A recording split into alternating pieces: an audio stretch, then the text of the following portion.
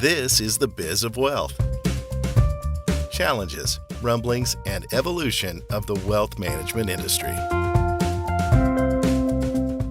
Welcome to the Business of Wealth.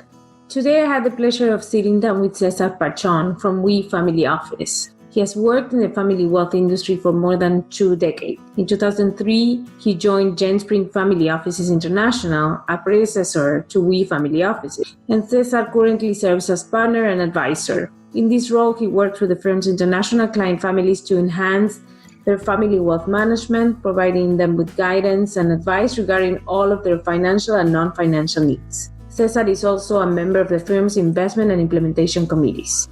Before joining WE's predecessor in 2003, Cesar was a vice president of the middle market group at Merrill Lynch in New York and a member of the equity research team at Goldman Sachs in London. Previously, Cesar also worked as a mergers and acquisition analyst for Warren Capital in London and as part of the syndicate loan group from Banco Mercantil in Venezuela. Cesar holds a Bachelor of Science degree in Industrial Engineering from Pontificia Universidad Javeriana in Bogota, Colombia, an MBA from the London Business School in London, England, and a Capital Markets degree from the NYU Stern School of Business in New York.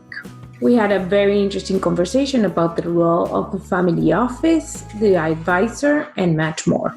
Without much further ado, please enjoy my chat with Cesar Pachon. Welcome to the Business of Wealth. Thank you so much for joining me. It's an honor. Cesar, we're going to start with basically how has the pandemic treated you?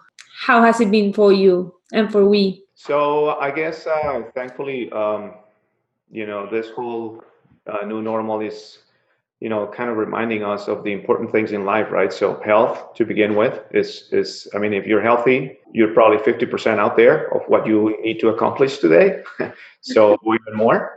So yeah, I think, health is good, trying to reinvent ourselves a little bit. I guess that's part of the new mandate of every single business, whether you're actually just, in the mattress business or in the financial industry business. I think, all of us, we need to kind of reconfigure and, reset our expectations of business and life, I guess. I will get back to you on that. Like, how do you think we had to reinvent the family office? I don't have the magic formula, but, I can tell you what we're doing. Okay. So tell me a little bit about you so that, people get to know you a little bit. How would you summarize your career and your professional strengths and what's gotten you here? So I guess growing up, a lot of people are thinking about actually becoming a doctor or becoming a lawyer. And actually those two professions will actually just be very typical of, or very representative of what I actually went through when I was growing up. I want to be in the finance industry, but finance is so broad that, like, if you become a doctor, at some point in your career, you have to define, what kind of doctor you're going to be. A pediatrician or a surgeon, or if you're a lawyer, you're actually a corporate lawyer or a family lawyer. I think the same thing applies to finance. What kind of financial guy you want to be? You want to be a corporate finance guy, an investment banking guy, a wealth manager. So I navigated a little bit throughout those three, starting, on the basic financial stuff, actually knowing accounting, and then went through some investment banking, opportunities, and then finally landed in wealth management. That's kind of the transition that I went through. So what, while throughout your career, what's the best compliment you have received? I trust you. I trust you, exactly. Wow, cool. Yeah. So talking about the pandemic and reinventing yourself, I'm sure a lot of people have been asking you for guidance and where to go from here, especially with their personal wealth. Right. What have you been advising everybody? Well, I think we tend to get a little bit lost when this kind of actually 2-3 sigma events are happening. I'm talking statistically, or the black swans, actually just using a colloquial, saying out there on the street. And we tend to forget, the basic stuff that we've been actually trying to plan for. So sticking to your guidance of, what your strategic goals are, whether you're actually growing your business or your wealth, it's key. It's, human nature and financial markets are no strangers to this kind of events, even though they happen every now and then, probably 10, 15 years.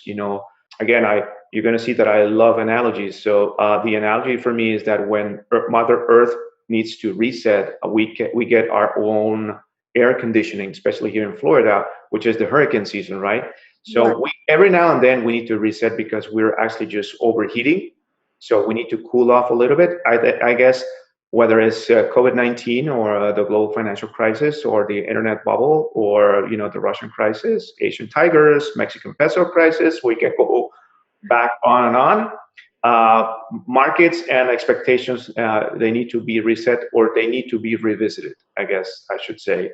Not necessarily that you have to change things, but you have to actually just take a closer look and get a feel, I'm sorry, if about, whether those downturns or drawdowns are actually something you feel comfortable with or not. So basically, what I hear is take a breather once in a while, right? And if you're not taking a breather, the world will make you do it.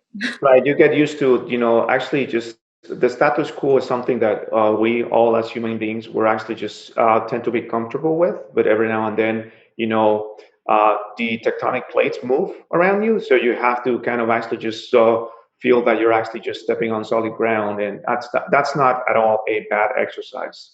And I would actually go beyond the financials or the wealth planning mindset. It's human nature that you have to every now and then check if you're actually just stepping on solid ground or not. And how do you respond to clients generally? Because that's what happens. A client in wealth management will talk more often with their planner or their private banker or the financial advisor when markets are rough. How do you generally respond and manage expectations? Right. I have the luxury to be kind of actually a trusted advisor. And that doesn't mean that, I am the jack of all trades, but I see a broader picture. I don't only see the financial aspect of my clients or my families. We see, the overall picture. So resetting, or visiting, what the wealth enterprise is going through, especially in this kind of environment whereby you see families struggling locally with maybe because their currency is depreciating, because the obviously the socioeconomic conditions in where they have created their wealth is also deteriorating, and they use whatever they have outside in hard currency as a safety net.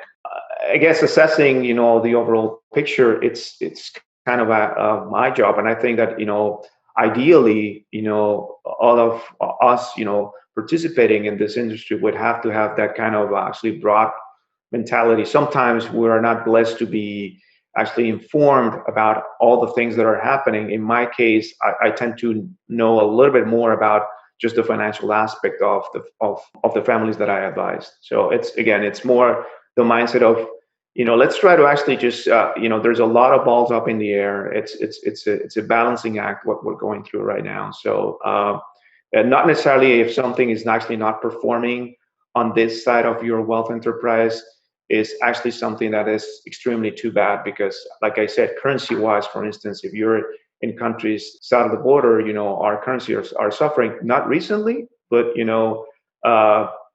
this kind of environment, they usually do underperform. That's a conversation I have very often with experts, that they speak about the evolution of the financial advisor's role, and it's exactly what you're describing. That Right. it's not just like it used to be, that the financial advisor or the wealth advisor was the one with the access to a products. The products, you have access to products now. Now it's Right. like a life advisor, or like almost like a coach, right? Correct. So it sounds like that's exactly what you're doing. Well, I guess without actually just trying to become, again, the jack of all trades and do so many things at the same time, I think one has to be seen more as a generalist, because every now and then what's affecting your decisions in your, let's say, liquid financial portfolio, it has nothing to do with your assessment of risk. It's just your overall standing as a human being, as a family. So if you don't identify those things, then maybe you actually end up just, making the wrong decisions probably at the wrong time. And it's kind of cliche, I know people say, yeah, of course, stay the course, don't do anything. But let's try to understand what's actually just affecting your financial behavior, or there's actually a whole subject on that, which is behavioral finance, right? So where do you see that? We're talking about the role of the financial advisor, how it's evolving. Where do you see the industry of a family office going as an industry as a whole and as a business itself? Right. I think it's a combination of, the growth of what a family office should be. Actually, the definition is a little bit vague. A family office could be, I'm actually just setting up my own family office for my own family, which is what we call a single family office, or SFO. And there's also obviously the multi-family office space, which is actually just becoming more of a trusted advisor for different families, and kind of actually just compiling and gathering best practices. Obviously, in my own definition, with the common denominator should be with a fiduciary role, right? So actually, just always doing what's best for your clients, for your family. And the industry is a little bit fragmented there, because if you want to go that route, you need to achieve economies of scale. Otherwise, you're actually just leaving behind two out of the three components of your revenue source. So you can actually have revenue because you're distributing a product, you have revenue because you're manufacturing a product, and the third one, which is, in my opinion, the most important one, is the revenue source that you're getting because you're advising on those products. Ironically, I have to say, you can't actually just do the three of them at the same time. You cannot manufacture a product, you cannot distribute a product, and at the same time say, well, this is the best product, right? So you have to isolate, actually, just there's a dotted line between the first two and the last one.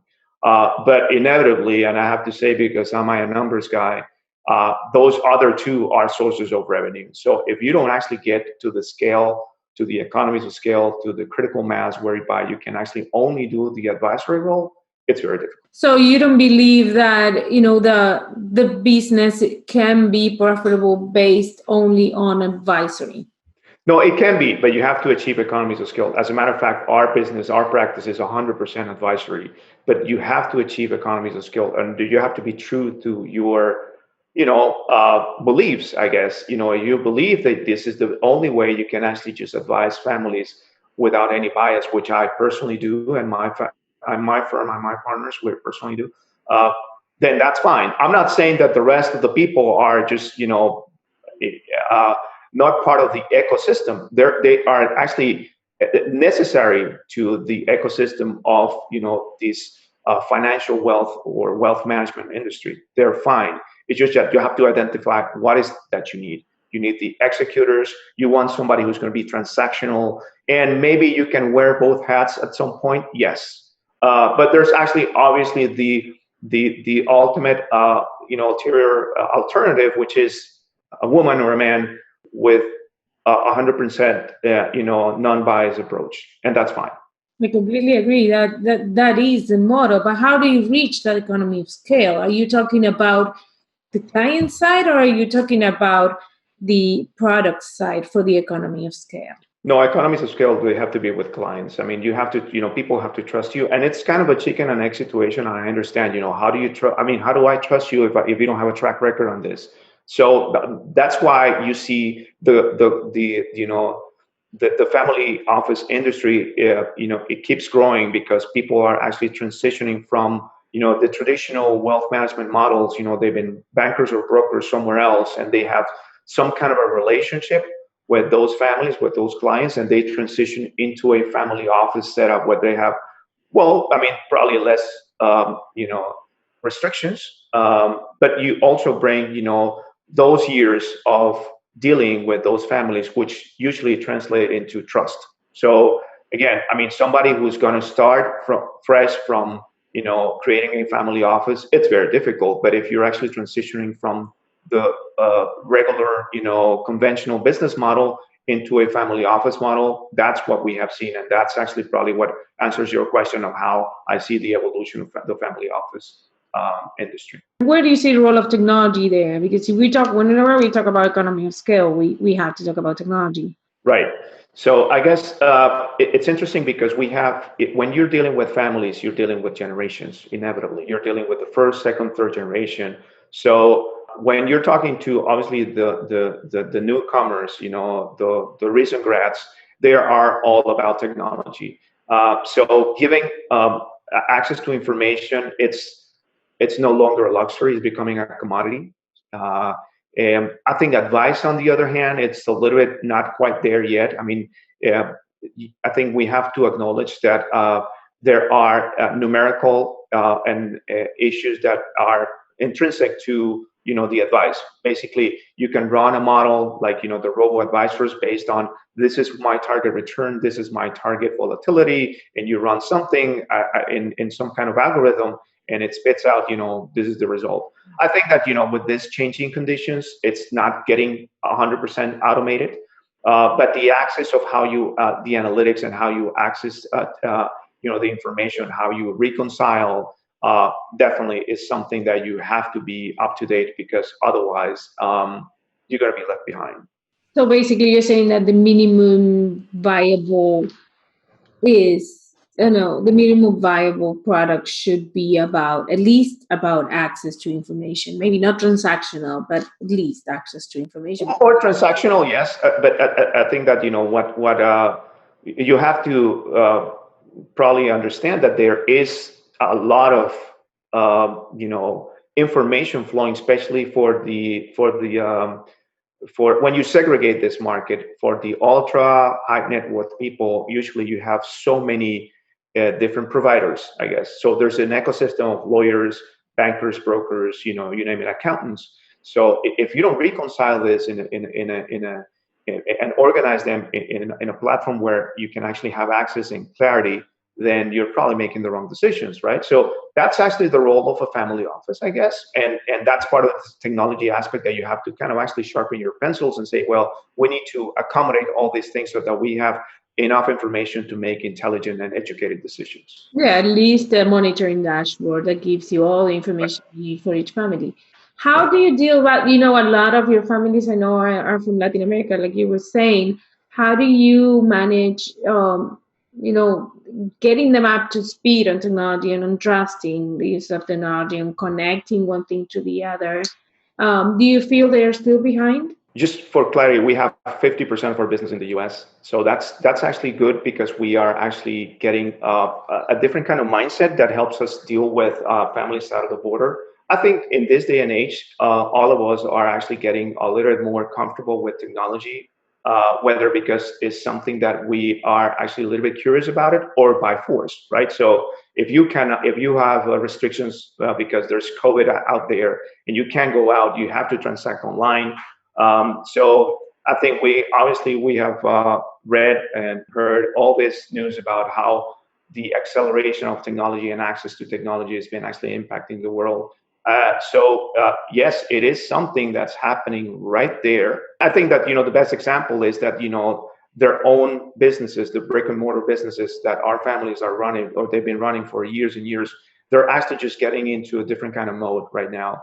So when they translate that, opportunity to their own wealth enterprise, they say, well, we also have to be up to speed with our financial, relationships, with our financial issues, and that's kind of actually becoming more of an easy conversation, if you will. And what's the greatest challenge we are facing right now with your clients? Anxiety, I guess, which is normal. I mean, the biggest issue right now is anxiety. It's thinking, what's going to happen next, and we have, especially here in the United States, we have a double whammy of anxiety, because we have presidential elections now coming up. So it's usually a very difficult and an unpredictable year. And if on top of that we actually just put whatever's happening in COVID related issues, then it's a little bit too much for them. It's a little bit too much for everyone, to be fair. But we have to keep ourselves disciplined, I guess, with revisiting our goals. This is so cliche, but it's so right too at the same time. Sometimes you forget about the things that you planned for 2 or 3 years before. Now again, revisiting those goals is not a bad option, but I think anxiety is something that we, especially because on this, again, talking about the wealth enterprise, we also look into the lens of what's happening in your portfolios and stuff, but we have to also look into what's happening in your own operating business in your own country. Right. And what's happening in your mind? Because generally, I do see that the role of the advisor is providing some sort of peacemaking or calming the client down, and whatever they need at that point sometimes is okay, no, I need to know that I have the cash. And even if it's not a good idea, sometimes they go to cash positions just because that gives them the peace of mind they need when there is so much uncertainty out there, right? Right. Yeah, I guess establishing the priorities of how you want to actually just deploy your cash needs for the next 24 months at least, which before it was actually a no-brainer, now is actually a must. It's a very healthy exercise. Obviously, there's, we having a lot of conversations about the way you own your wealth. It's actually changing a lot, especially because now we're seeing all this, government infusion of cash, whether it's in the U.S. or Europe or in our countries out of the border. Inevitably, those efforts, they have to be repaid by tax payers, and I think we're going to see a lot of different ways of taxing, the wealthy individuals, which to some extent I think it's fair because the world it's I mean, I don't want to talk about that, but the world is very uneven these days, and I think that it is going to happen inevitably. The tax issues are going to happen anywhere you go, and the way you own the assets, it's it becoming more relevant. Not because you want to try to avoid, the tax paying issues, but you need to understand that different jurisdictions will come with different tax regimes, and that's going to happen. So that's a conversation that we're also having with a lot of families. Right. There's a lot of tax planning coming our way. Exactly. Yeah. Mm-hmm.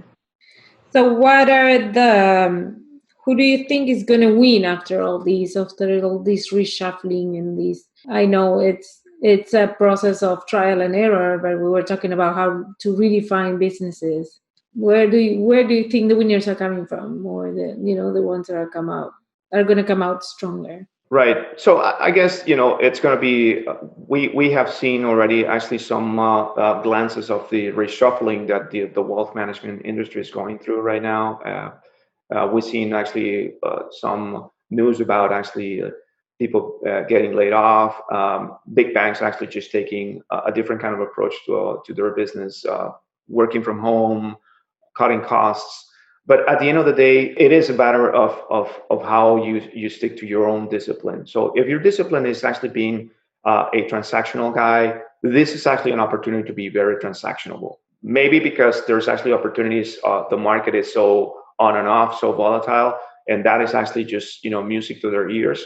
But if you're actually also on the advisory role and maybe a combination of both, I guess discipline will actually just take you through these rough times, which somehow are a little bit more predictable than 6 months ago. So I like to see things with the positivity of we've been through something that we didn't know what was actually happening. Now we know what's happening. It's all about actually just creating a plan with clients and stuff and families and opportunities that will surface. The opportunities on the investment side, the opportunities of actually getting new clients, the opportunities of actually revisiting what you've been doing with clients, the opportunities of connecting technology. So it helps if you have big pockets. I don't label them as winners or losers, but if you have big pockets, then you have the opportunity to just revitalize your business, reinvent your business with technology, which we were discussing. And because you actually, at the end of the day, we all of us, we have to deliver. So deliverables are something that actually, as long as they become more tangible these days, it takes you to the next level. But I also hear like it's staying true from what you say, is staying true to your North Star, to where your strengths are and where you want to go, keeping the course, right? Right. I guess your core business. It's going to have to be again revisited, not necessarily reinvented. I mean, I don't think you have to change drastically your core philosophy of this is what I want to do for my business, my clients. But at the end of the day, it's inevitable that we're going to have new participants. We're going to have people exiting, and I think This is probably something that it's happening every single time we face a crisis like this, whether it's the global financial crisis or other kind of crisis. There's a lot of consolidation. So at the end of the day, I wouldn't put it in this harsh way, but the big fish is going to be eating the small fish. If you're struggling and you want to keep your business alive, then sometimes instead of actually just trying to fight this battle on your own, you're probably just better off actually just getting in touch with a new partner, which is new blood. It's a fresh breath of air, new eyes. You're saying that there's going to be even more consolidation, just like there was in other industries. Yeah, I guess for a different reason, right? The global financial crisis actually consolidated, the industry just by definition, right? Because some of the players were just completely wiped out of the scene. But today is more because you want to try to actually just get to the next level with someone who's got more capacity. And capacity, maybe it's actually defined as liquidity, money, maybe, yes. And that's something that, all of us are wondering, where is this going to be actually? When we're going to see the end stage of this new era.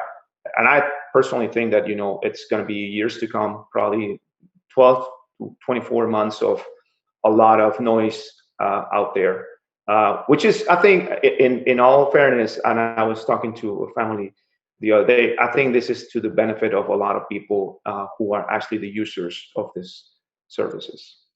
Right, exactly. So it all started with the law, the fiduciary responsibility in that execution of that rule. But it definitely, I think the pandemic definitely, with the increase in the use of technology, has just accelerated that process too, right? Correct. That's correct. Yeah. It is better. Yeah, it is better. So I'm gonna finish with some little more fun questions. Basically. Oh no, your questions were fun. Well, a little lighter. Okay, lighter. Right. So tell me something that to you is true, but nobody agrees with you on. This business is not about money. Nice. Go on. You want me to elaborate on that? Yes, I like that. I mean, it's a two-edged sword, I guess, but it comes. I think the first thing that we should be conscious and mindful of is trust. So, I mean, I don't think that anything in this business actually it's built for for some kind of longevity for the future.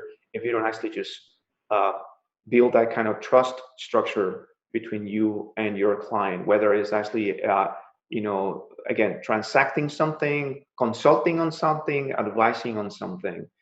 If you don't have that kind of trust, it's very difficult. Now, it takes time. So, but I guess, with that kind of trust, then opportunities will open for you.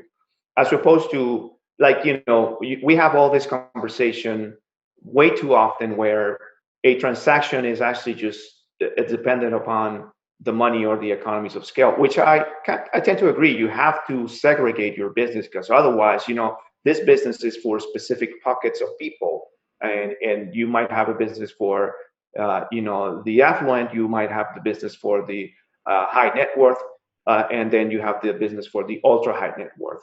But all three of them, they have one common denominator, which is trust, right? So you have a small business or a business for the affluent, and you have to have a lot of them. And high net worth, probably less, and the ultra high net worth, even less. But again, the common denominator on all three segments is trust.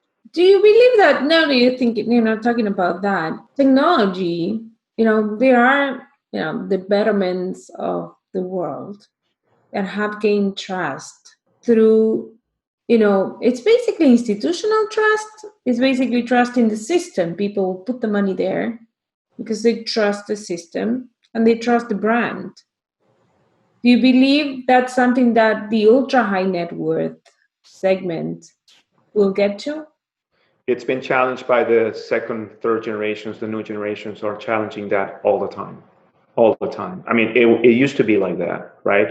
but not anymore. And I'm not saying that, you know, the highly reputable institutions, they're actually highly reputable for a reason. And I not only that I respect them, I admire them, but unfortunately, you know, it's when you have a business of that scale, you know, you can't actually just get something to a level. You try to get to a level where it gets to a standard delivery, but it's not. Sometimes you have pitfalls. You have I don't know, rotten apples. You have malpractices. That's part of what that's what I would call growing pains, right? But at the end of the day, you know, maybe the interpretation of those services, of those deliverables, whether it's through technology or whatever it is, it has to come with a highly, you know, or a high component of trust. So it doesn't matter if you're actually just dealing with a reputable brand. Obviously, you actually take care of the brand, and it helps. But this intermediation of that concept, I have started to see a lot of that.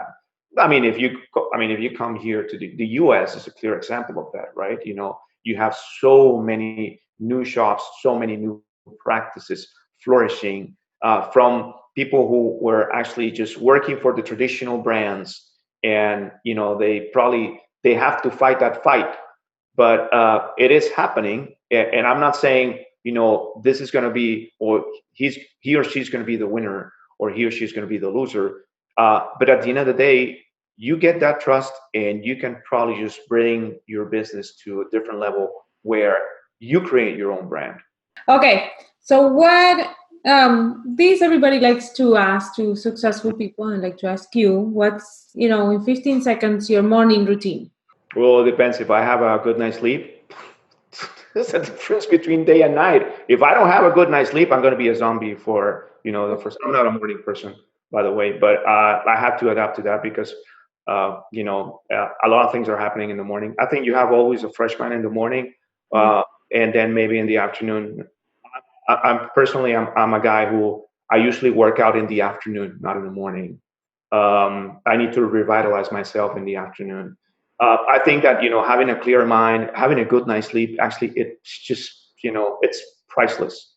So everything starts because people say, no, I drink coffee, I exercise, yoga. If you're actually sleepy, you need to rest, period. I mean, maybe the day and your obligations won't let you, but I mean, I don't know. I mean, my answer is, if I have a good night's sleep, I mean, the sky's the limit. If I don't, so I focus not on what I do in the mornings, but having a good night's sleep and what's keeping me awake at night.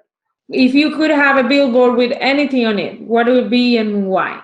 Oh, that would be probably a picture of me having a good time. Because I have to remind myself that, you know, there's always, despite of all things that are happening, if I see that picture with, you know, friends, family, whatever it is, having a good time, laughing, there you go. That's motivation for me. That's actually reminding me that, you know, everything's fast, and, you know, even we go through ups and downs on our personal lives, but, you know, if you see a picture of yourself having a good time, oh, I mean, I don't know what's more inspirational than that.